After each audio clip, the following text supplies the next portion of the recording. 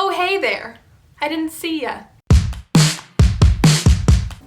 Hi. So I went to a fabric wholesale shop with my friend. This was when I first started sewing, so I wanted some fabric to practice on. If you go on Pinterest and if you dabble, because I dabble on Pinterest, burlap and like that neutral, just effortless chic style. Oh, that's what I want. That's what I want to be.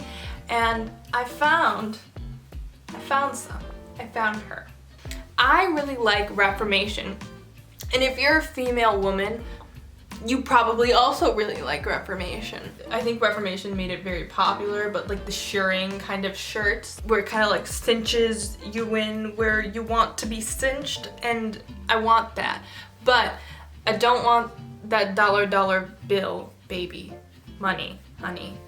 A little bit expensive for me. Therefore, I thought neutral color, fabric, good price, Reformation, great combination. So that's what we're gonna try and do today. We're gonna try and make some Reformation inspired shirts because I have enough fabric for not one, but two shirts. Yas, two for, I don't know, I'm just saying. So let's try and, recreate it. So let's talk about this shirt design.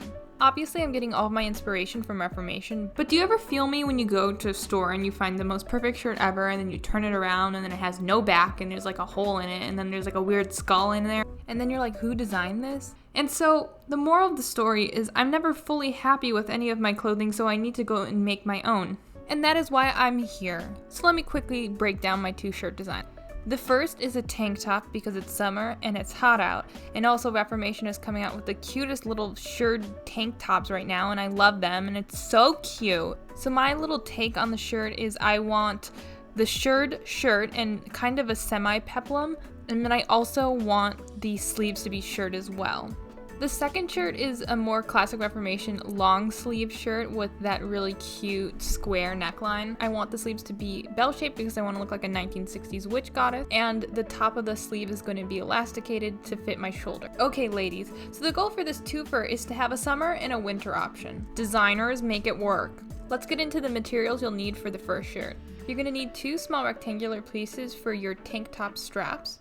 You're going to need a larger rectangular piece for the body of your garment. Oh my god, I just said garment and not sarcastically. This is character growth, ladies and gentlemen. And finally, you're going to need a lot of elastic thread. For the body of the tank top, you're going to need a rectangle that is 1.5 centimeters times bigger than your bust measurement. This is because when we shirr the shirt with the elastic, it's going to become a lot smaller. The width of the rectangle needs to be the desired shirt length. You can make this as long or short as you want, but keep in mind that there might be some shrinkage because of the elastic, so maybe add a centimeter or two. Let's get into how to shirr.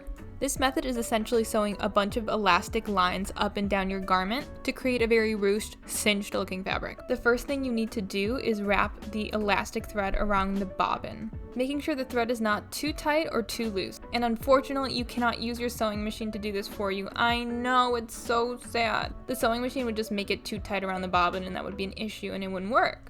After you're done with that, you just thread your sewing machine like normal. Now, the most difficult part of this whole process is drawing the straight lines up and down the piece of fabric. For this, I'm using a 1/2 inch spacing, and I'd highly recommend getting other people to help you because, oh my god, it's so difficult. Also, it's probably a better idea to use fabric chalk instead of a pencil because now I have to erase everything. Now we can finally get into the actual sewing of the shirt. As you can see, I'm stitching right along the pencil marks I just drew out. Here I'm checking to see if the elastic is working, but don't worry, the first line is not going to look as cinched as you wanted. Once you've added other elastic stitches, the whole thing will start cinching more, so don't worry. The wider the stitch length and the more tension you put on your sewing machine, the more curl and cinch you're going to see in the shirr. Once you sew that first line and you move on to the second, I would use this zigzag pattern I have on the screen so you have a continuous stitch. This way you don't have to cut any of the thread, and you'll probably have an easier time when you're sewing both ends of the shirt together. So this process is probably going to hurt your handsies, so take a break, be nice to yourself, watch some Netflix, and one day it will be over. So this is the tank top, and it's looking good, it's okay. I don't know what to do with the sleeves yet. I'm thinking put it as far away from each other as possible, and to cover up the little armpit fat. You get me? You got me? Yeah. And then I'm also thinking about putting a little elastic down the center to kind of match this style. We'll see how that looks. But with this, I think it needs to be taken in a little bit. I have to add one more elastic stitch at the top, I think, because it's really, really loose and it's not giving the girls any support. None whatsoever. So I'm gonna do that next. Okay, so back to the drawing board.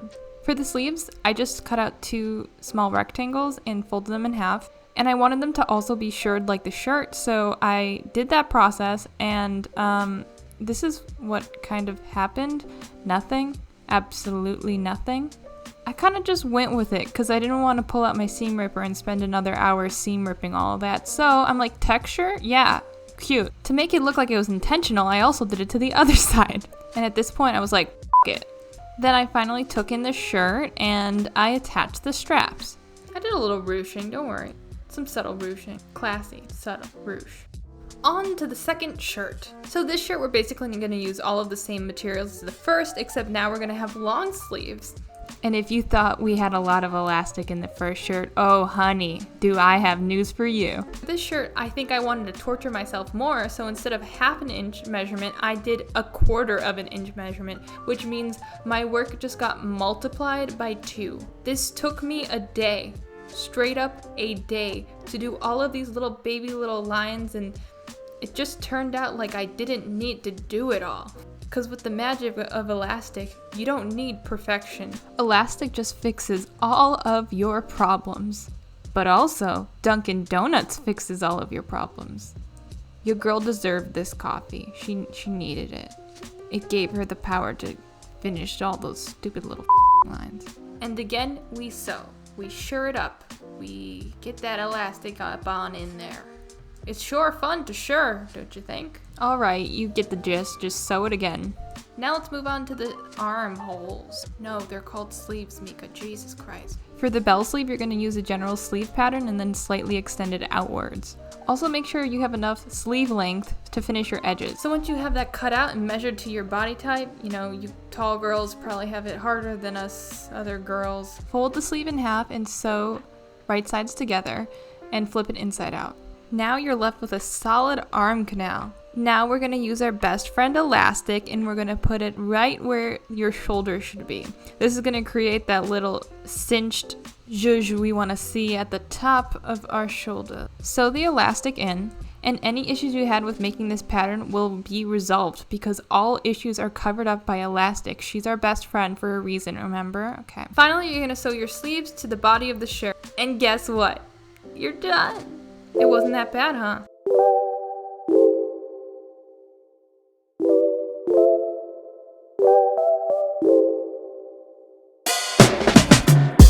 There's a sparkle in your eyes. I feel the warmth of your skin.